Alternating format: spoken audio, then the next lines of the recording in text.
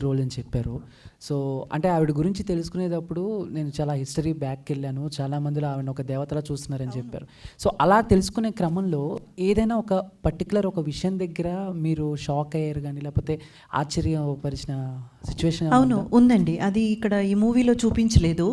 మూవీలో చూపించింది ఎంతవరకైతే ఆవిడ పోరాటం చేయడం, ఆ పోరాటం వచ్చేసి ఒక స్పార్క్ లాగా అక్కడ బక్కుమని పట్టుకోవడం వరకే మూవీలో కనబడింది. కానీ చాకలి ఐలమ్మ క్యారెక్టర్ నా దాకా వచ్చిందన్నప్పుడు ఆవిడ ఎవరు?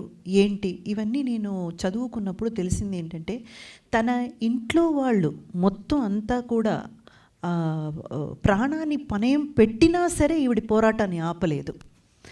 ఆవిడ ఆవిడ ఇంట్లో వాళ్ళందరినీ కూడా వాళ్ళ హస్బెండ్ కానివ్వండి, పిల్లలు కానివ్వండి, అందరినీ కూడా అంటే నువ్వు ఇలా పోరాటం చేయడం మానకపోతే అంటే ఉంటుంది కదండి, జనరల్గా మనకు వీళ్ళ మీదే టార్గెట్ ఉంటుంది కదా, అలా అయినా కూడా ఆవిడ ఆపలేదు. And more over till the last breath ఒక నార్మల్ లైఫ్ అంటే ఏదో ఇంత పెద్ద సాధించారు కదండి. మనమంతా ఎక్కడండి ఒక చిన్న పాటు ఏమంటారు ఒక చిన్నపాటి ఏదైనా కొంచెం చేసేసినా మన గొప్పలు మనమే చెప్పుకోవడం, ఏదో పెద్దగా సాధించినట్టు ఫీల్ అయిపోవడం, మన గురించి ఒక 10 మందికి తెలియాలని పోస్టర్లు అతికించేయడం, ఇవన్నీ చేసేటువంటి ఇప్పుడున్న ఈ సమాజాన్ని చూస్తూ ఆవిడ అంత పెద్ద పోరాటం చేసి అసలు ఈ మట్టి కోసం, ఈ నేల కోసం ఆవిడ తన రక్తమే కాకుండా తన కుటుంబాన్ని కూడా పణయం పెట్టి అంత చేసి చివరి దాకా ఒక నార్మల్ లైఫ్ లీడ్ చేసి నేను ఇంత సాధించాను, నేను ఇంత గొప్ప వ్యక్తి అనేది ఎక్కడా కూడా చూపించకుండా ఆవిడ కనుమూసిందంటే అస్సలు అలాంటి వాళ్ళు పుట్టి బ్రతికిన ఈ మట్టి మీద కాళ్ళు పెట్టడానికే మనం గర్వపడాలి. సో అది నాకు అనిపించింది. కానీ ఆ సంఘటన ఆ మూవీలో లేదు. సారీ అండి, ఇందాక ఆయన అడిగారు కదా ఒక క్వశ్చన్, చాకలి ఐలమ్మ గారు. సో ఆ నార్మల్ లైఫ్ లీడ్ చేశారని నేను చెప్పాను కదా, దానికి ఒక సంఘటన చెప్తాను. నేను చదివింది ఇప్పుడు గుర్తొచ్చింది. కొంచెం బాగా ఏజ్డ్ అయిపోయారు ఆవిడ. ఏజ్డ్ అయిపోతే కళ్ళు సరిగా కనపడడం లేదు అంట. అంటే ఇవన్నీ రాసింది గూగుల్లో నేను చదివి తెలుసుకున్నది. కళ్ళకు సరిగా కనపడకపోతే సర్జరీ చేయాలి, ఆపరేషన్ చేయాలి అని చెప్పేసి అంటే దానికి ఈ ఫ్రీడమ్ ఫైటర్స్కి మనకు ఒక ఇది ఇస్తారు కదండి, కన్సెషన్స్ ఇస్తారు కదా, మీరు ఇలాగ వెళ్తే చేసుకో. దానికి ఒక ఫోటో అడిగారట అమ్మది. అడిగితే ఐలమ్మ గారి దగ్గర ఫోటో లేదు. అంటే నేనే ఈ ఫ్రీడమ్ ఫైట్లో నేనున్నాను అంటే ఈ ఫ్రీడమ్ ఫైట్ ఒక ముఖ్య భాగం నేను వహించానని చెప్పుకోవడానికి కూడా ప్రయత్నించని ఆవిడ ఒకరి గురించి నేను చెప్పట్లేదు, అది చూపించుకోవడానికి కూడా ఇష్టం లేని లేదా దాని మీద కూడా ధ్యాస పెట్టని ఎంతోమంది పోరాడితే వచ్చిందండి ఈ ఫ్రీడమ్. అసలు ఒక్క ఫోటో లేదు, నేనే ఇది చేశానని ఆవిడ ఎవరికి చెప్పుకోలేదు, ఎక్కడా చెప్పుకోలేదు. అండ్ అలాంటి వాళ్ళు మన మధ్య బ్రతికారంటే మీరు అసలు నమ్మడం వీలవుతుందా? నాకు గూస్ బంప్స్ వస్తాయంటండి, నిజంగానే రోమాలు నిక్క పొడుచుకుంటుంది నాకు. ఐలమ్మ అనే క్యారెక్టర్ నేను చేశానంటే ఇంకా నేను లైఫ్లో నాకేమనిపించిందంటే ఈ క్యారెక్టర్ అప్రోచ్ అయినప్పుడు అనిపించలేదు, కానీ ఈవిడ గురించి తెలుసుకున్నాక నాకేమనిపించిందంటే నా మీద ఇంకా బాధ్యత పెరిగింది, సోషల్ రెస్పాన్సిబిలిటీ నా మీద పెరిగింది. ఎందుకంటే ఈ క్యారెక్టర్ చేసిన తర్వాత చాలా జాగ్రత్తగా నా తదుపరి మూవీస్ క్యారెక్టర్స్ని నేను చూస్ చేసుకోవాలన్న బాధ్యత నాలో పెరిగింది. ఆవిడ అంత గ్రేట్ పర్సనాలిటీ అండి. హాయ్ అండి, this is Rani from Telugu 70. నమస్తే అండి. సో మీరు ఎన్నో సినిమాలు చేశారు. ఫస్ట్ మీరు ఇంతకుముందు చెప్తూ కూడా ఇంతవరకు గ్లామరస్ రోల్స్ చేశాను, తర్వాత నేను యాక్టింగ్కి స్కోప్ ఉన్నది ఈ క్యారెక్టరే నేను చేశాను అన్న, అలాగా ఇంకేమైనా మీకు డ్రీమ్ రోల్స్ లాంటివి ఏమైనా ఉన్నాయా? ఇంకా అలా చెప్పలేదండి. హీరోయిన్గా వర్క్ చేసినప్పుడు గ్లామరస్ రోల్ చేశాము, గ్లామర్ హీరోయిన్ అని చెప్పారు. మనం క్యారెక్టర్స్ చేసినప్పుడు కూడా అందం మీద ఎక్కువ కాన్సన్ట్రేషన్, లేదా మీరు చాలా బాగున్నారు, అందంగా ఉన్నారు, గ్లామర్గా ఉన్నారు అన్న మాటలే ఎక్కువగా వినపడినా కూడా, అంటే నేను యాక్ట్ చేయలేదు, యాక్టింగ్కి స్కోప్ ఉన్న క్యారెక్టర్స్ చేయలేదని చెప్పలేదు. అలా చెప్తే నాకు అలాంటి క్యారెక్టర్స్ ఇచ్చిన డైరెక్టర్ని నేను కించపరిచినట్టు అలా చెప్పలేదు. అలా చేసినప్పుడు కూడా ఎక్కువ నా గురించి మాట్లాడినప్పుడు ఎప్పుడు అందాల తర లేకపోతే గ్లామరస్ ఇంద్రజ అని ఆ పదం అయితే వాడేవారు.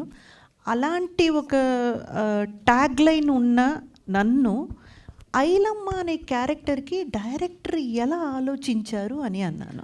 అంటే యాక్టింగ్కి స్కోప్ లేదని కాదు, అంటే ఇందులో మీరు ఎక్కువగా అంటే మీ రోల్కి అంటే డిఫరెంట్ రోల్లో కనిపించారు కదా, సో అలాగా ఏమైనా డ్రీమ్ రోల్స్ ఉన్నాయా అని. ఓకే ఓకే, ఇప్పుడు చేసిన క్యారెక్టర్ లాగే ఏదైనా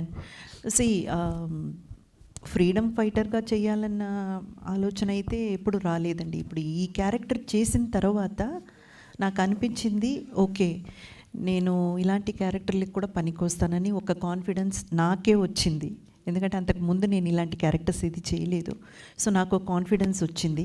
సో ఇది చూసే డైరెక్టర్స్కి, ప్రొడ్యూసర్స్కి ఏదైనా ఆలోచన వచ్చి ఇంకా ఇలాంటివి ఏమైనా ఫ్రీడమ్ ఫైటర్ రోల్ కానీ, లేకపోతే కొంచెం మాతృత్వానికి ఒక వీర మహిళగా చేసేటువంటి క్యారెక్టర్స్తో నన్ను అప్రోచ్ అయితే I'll be very very happy. Thank you అండి. ఇంద్రజ గారు. మేడం చెప్పండి. నా పేరు ప్రజావాణి అండి. నమస్తే. మీరు చాకలి ఐలమ్మ క్యారెక్టర్ పోషించేటప్పుడు ఆమె తెలంగాణకే వీరవనిత, అలాంటి క్యారెక్టర్ పోషించేటప్పుడు కొన్ని వర్డ్స్ వాడాల్సి వచ్చింది. అవును. అప్పుడేమైనా ఇబ్బంది పడ్డారా? అంటే అమ్మవారి జాతరలో పూనకం వస్తుందని చెప్తారు కదండి. ఆ పూనకం వచ్చినప్పుడు వాళ్ళు ఏం మాట్లాడతారు, వాళ్ళు ఎలా బిహేవ్ చేస్తారు, వాళ్ళు అవన్నీ వాళ్ళకి ఏం అర్థం కాదు. అది అది ఆ ఒక ఏమంటారు, ఒక తన్మయత్వంలోకి వెళ్ళిపోతారని చెప్తారు చూడండి. అలాగా మనకి ఒక్కసారి ఈ క్యారెక్టర్లోకి వెళ్ళాక అది ఆ డైలాగ్ మనం వాడింది ప్రోమోలో కూడా మీరు చూసుంటారు. ఆ డైలాగ్ మనం వాడింది ఏదో వెళ్ళగానే ఫస్ట్ డే ఫస్ట్ షాట్ తీయలేదండి. ఈ క్యారెక్టర్లోకి డైరెక్టర్ గారు నన్ను తీసుకెళ్ళి ఆ గొడవ పడతాం చూడండి, ఆ ఫైట్ ఒకటి ఉంది, మీరు మూవీ చూసుంటే మీకు తెలుస్తుంది. సో ఆ ఫైట్ అంతా జరిగి ఆ క్యారెక్టర్లోకి నన్ను పూర్తిగా వెళ్ళిన తర్వాత ఆ సిచ్యువేషన్ నాకే అర్థమైపోయింది. ఓకే, ఈ క్యారెక్టర్ ఒక కౌలికి తీసుకొని పనిచేసిన ఒక రైతు దగ్గర నుంచి ఇతను తీసుకొని మనకు ఆ క్యారెక్టర్గా మనం ప్రవర్తిస్తాం, కానీ అక్కడ మనం ఇంద్రజ కాదు కదా. సో నాకు అది తప్పుగా అనిపించలేదు, ఏది కూడా ఒక తప్పైన పదం వాడుతున్నామన్న ఫీల్ నాలో డైరెక్టర్ గారు రానివ్వలేదండి. అందుకని నాకు అది వేరేలా అనిపించలేదు. ఆ తర్వాత ప్రోమో చూశాక కొంచెం నాకు భయం వేసింది. అయ్యో అందరు ఏమంటారో, కామెంట్స్లో ఏం పెడతారో తెలియలేదే అని చాలా భయం వేసింది. కానీ గొప్పతనం ఏంటంటే అది నా గొప్పతనము డైరెక్టర్ గారిది కూడా కాదు. ఐలమ్మ అన్న ఆవిడ్ని వాళ్ళు అలాగే చూశారు ఆడియన్స్. సో ఎవరు కూడా దాన్ని తప్పుగా చూడలేదు. So I'm very happy about it. Satyanarayana గారు, మూవీలో కీలకమైనది ఆపరేషన్ పోలో. అది చేస్తున్నప్పుడు మీకు ఏమైనా సవాళ్ళు ఎదురైనాయా? ఎలా ఫీల్ అయ్యారు? అంటే అప్పట్లో రియల్ స్టోరీ కదా అది. సర్దార్ వల్లభాయ్ పటేల్ గారు ఒక స్కెచ్ గీసి పక్కాగా ప్లాన్ చేసి చేశారు. మీరు ఎలా చేశారు?